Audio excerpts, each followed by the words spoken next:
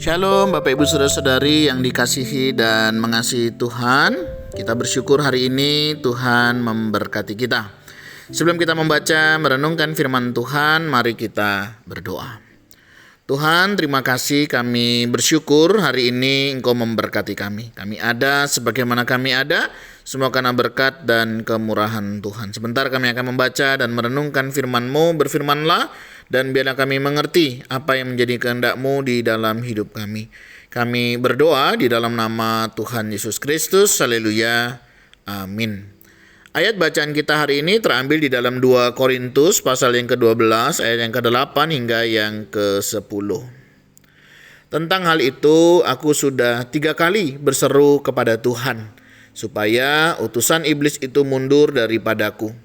Tetapi jawab Tuhan kepadaku, cukuplah kasih karuniaku bagimu, sebab justru dalam kelemahan kuasaku menjadi sempurna. Sebab itu terlebih suka aku bermegah atas kelemahanku, supaya kuasa Kristus turun menaungi aku.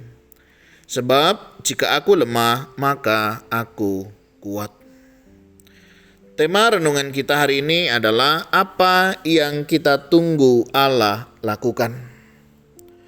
Allah telah memakai hal yang penting, yang paling menyakitkan mungkin secara fisik dalam hidup kita. Satu kali dikisahkan ada seorang yang bagaimana mengalami pembentukan Tuhan secara luar biasa. Bagaimana pembentukan itu membuat orang ini bergantung kepada Tuhan. Dikisahkan di dalam kehidupannya, dia dilahirkan dengan kelainan otak yang antara lain membuat bicara di depan umum jadi menyakitkan. Intinya otak yang dialaminya bekerja sangat panas dan cepat, dan ini menyebabkan berbagai macam masalah di tubuhnya. Selama lebih dari 50 tahun, orang ini meminta Allah setiap hari untuk menyembuhkannya, dan dia selalu berkata kepada orang ini, yaitu Allah, kepadanya, cukuplah kasih karuniaku bagimu.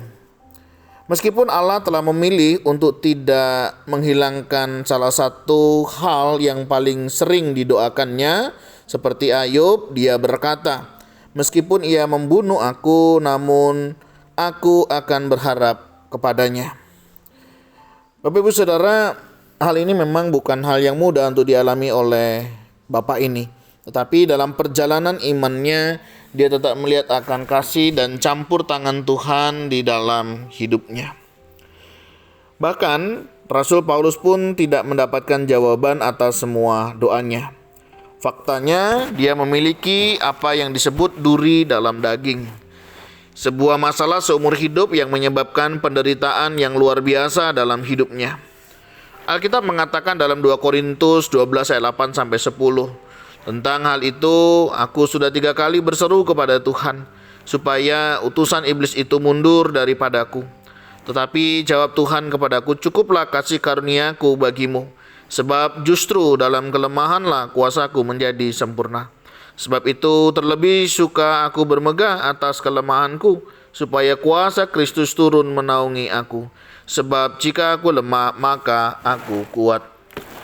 Jika Allah tidak pernah mengabulkan doa Bapak ini masih berhutang kepadanya seumur hidupnya. Dan kita pun demikian. Dia memiliki rencana yang lebih baik, perspektif yang lebih luas, dan tujuan yang lebih besar. Apa yang selama ini kita doakan tetapi tidak terjadi? Mungkin kita juga ingin menikah, pindah ke tempat lain, atau mendapatkan promosi di tempat kerja.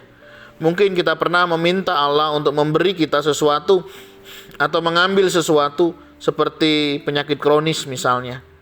Mungkin kita pernah mengalami sesuatu yang membuat kita merasa ini adalah akhir dari cerita kita. Bab ini akan berlalu, tetapi cerita kita belum berakhir. Apapun yang sedang kita nantikan, percayalah bahwa Allah sedang bekerja untuk kebaikan kita. bahkan ketika Dia tidak menghilangkan rasa sakit kita. Allah akan memberi kita kasih karunia dan kuasa-Nya untuk melewatinya. Tuhan, terima kasih kami datang kepadamu. Kami sadar dalam perjalanan hidup kami bisa dan boleh mengalami duri dalam daging. Kalau ada di antara kami yang sedang mengalami pergumulan itu, oh Tuhan, tolong kiranya Engkau kuatkan, teguhkan iman kami, untuk kami boleh percaya dan berserah hanya kepadamu saja. Berkati orang-orang yang hari-hari ini Tuhan sedang mengalami pergumulan yang berat, mengalami duri dalam daging, baik dalam pelayanan, dalam kehidupan keluarga, dalam kesehatan, apapun itu Tuhan, biarlah Engkau yang menyatakannya. Karena ketika Engkau ada di dalam kehidupan kami bisa melaluinya. Sebab jika kami lemah, maka kami kuat. Karena Engkaulah yang menopang kami.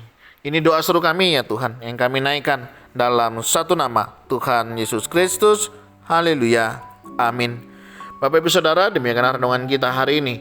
Kiranya apa yang ingin Tuhan lakukan di dalam hidup kita boleh terlaksana sesuai dengan kehendak dan rencananya. Tuhan Yesus memberkati kita sekalian. Shalom.